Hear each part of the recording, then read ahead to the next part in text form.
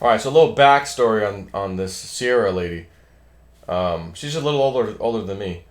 Um, I just turned 47. She's I think in her somewhere in her 50s. But anyway, so I went last year, middle of last year, to the gathering at Moon Lake in Utah. It's a treasure hunter rendezvous and Bigfoot UFO stuff. Just any kind of, it's morphed into those things. It was always just a treasure hunting thing initially, but anyway, so something was telling me like you should go, and I'm like, nah, I don't want to go. There's no one there speaking. I don't have a reason to go. And something was like, you need to go. So I listened to my intuition and I went, and I met this guy. I knew of his claim. I knew what he was doing. I go, I know your backstory, you know.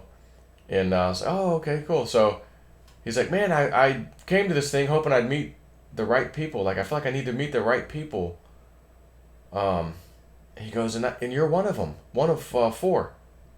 So it really turned out good for me. I'm really glad that I was able to come to this and meet you guys. And I didn't ask who the other three were. I just okay. Well, one of them I think was my friend Walt, and one of them was this girl Sierra, and then me, and then maybe some other person I'm not real sure of yet right now. So she was there, I was there, and I think she won a gift. I won a gift. A raffle. So we probably saw each other, but didn't like bump into each other. And so I left, and I went straight to New Mexico right after that. And while I was out there, I just got that GPR unit, and I was checking this hill where the bird dive bombed this rock I was heading my drone to. And sure enough, it looks like there's a tunnel 4 or 5 feet down behind this, big boulder. And so we were using the GPR for the first time. I was like, oh man, this is great. We'll have to come back here one day and deal with this because this looks good. So as we're leaving, we stopped at this other spot, and Chris and my buddy Tito got out and just were going up this hill, and I just stayed there. And the guy I met in Utah messages me, and hey, there's this girl Sierra. She was out there, da da da, in Utah, and man, I think she might be heading your way, and kind of setting up shop out there in New Mexico for a while. And I go, oh okay. He goes, I really think you should talk to her. I gave her your number. Okay, so right away she texts or something, so we're starting to talk. And anyway, so she ends up coming out there, and the first night we met her, which was just a few days later, she's kind of tells me her backstory. She's kind of I guess you could say an abductee slash contactee slash UFO whistleblower, and now a treasure hunter. And I think in another life she was out in those mountains, kind of like me. I was told I was a Spaniard or something in another life, and I buried what was out there, one of these places, so that in the future I could reincarnate and go get it for the right purpose, and that's what's happening now, I believe. So, the right purpose of helping the right people, and, certain people needs and stuff, like the Indians and whatnot, and the kids. So, anyways, we have, she starts telling me some of her stories, and kind of interesting to say the least. With some of her early UFO and ET story kind of stuff was really kind of fascinating. I thought, it might be interesting to bring her on.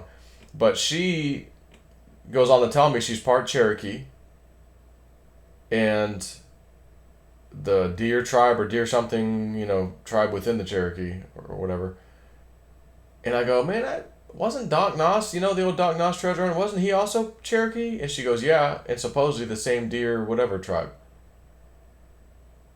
And I go, son of a bitch.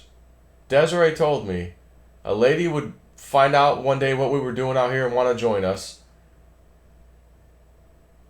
And she thought there would be some relation to Doc Noss. And I go, that's a pretty, not only are you, because he claimed he was Cherokee, and there's, no, he wasn't, he's lying, whatever. He said he was Cherokee. He stood by it. He's dead. He can't answer that now because he's long dead. But he said he was, and apparently the same, sub-tribe, if you will. So I go, wait a effing second, and I'm like, you're her. You have to be the lady. She's like, what do you mean? I'm like, well, the psychic years ago told me a lady would want to join me, like, what we're doing out here, basically, And it's you. I was like, I knew, I had a feeling as soon as I talked to you on the text, like, kind of invite her in, like, this is her, like, just, there was just some weird thing. I didn't make that connection yet, but I go, dang, okay. So, we're going to talk a little bit about that. And recently I was in New Mexico with her and Chris and the guy we met at Utah that has this claim out there in New Mexico that I said I was aware of and knew what they were doing, and the long back history. And the back history is that some stuff was found down there, but it was so dangerous that you couldn't the people who went in, that they hired a couple guys to go down, and I think they even had to get into water and underwater and all this crap. Said, okay, we got a couple things out. We're never going back in there. That's, like, we're like shocked we even got out of there. Like, nope, not doing it again. So, allegedly, this is many, many decades ago, and it hasn't been gotten. And if it has, there's a lot of backfill covering ways down to the spot. And I had some information that he did not have to look for something. And if you find this, follow it down. It'll lead you to the spot that, you're looking for. So I talked with him a couple trips ago when I was out there just with Chris. And he goes, I said, did you ever entertain that thing I told you? He goes, yes, and we found it. And we're dealing with it now. And I go, no kidding. He goes, yep. I go, okay, good. So a lot of material had to be moved out to get down to the spot where there's a tiny opening to go down even further, where there's more backfill. And we're just going, that's a lot of backfill. If you got in and found stuff and just, you got it all, why would you go to the extent of backfilling it that bad? You know what I mean? And anyways, this last trip, I was like, I wasn't going to come out in January. My mind was already made up. I'm not coming out till maybe late February, early March, I don't know. And something's like, no, I had some dreams going, yeah, that didn't make sense to me. I was back out there, but, there's snow on the ground. There's never really snow over there. Well, my friend out there, Tito, sending me pictures of snow all over the place over there when we had that real bad week of cold. And I'm going, I think I'm supposed to go back. Well, it turns out they needed a couple guys' help.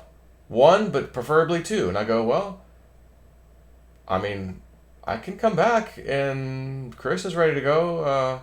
When do you want to meet up? So we met up. And first time I went down into his hole, so to speak, his mining claim. And, so it was me, Sierra, the guy, his buddy, and then my friend Chris. So there's 5 of us. And I got down to the very bottom. There is a nice little kind of scary pinch spot, but they already got the water out, and it wasn't coming back up. If it was coming back up so slow, like days would go by, like no big deal.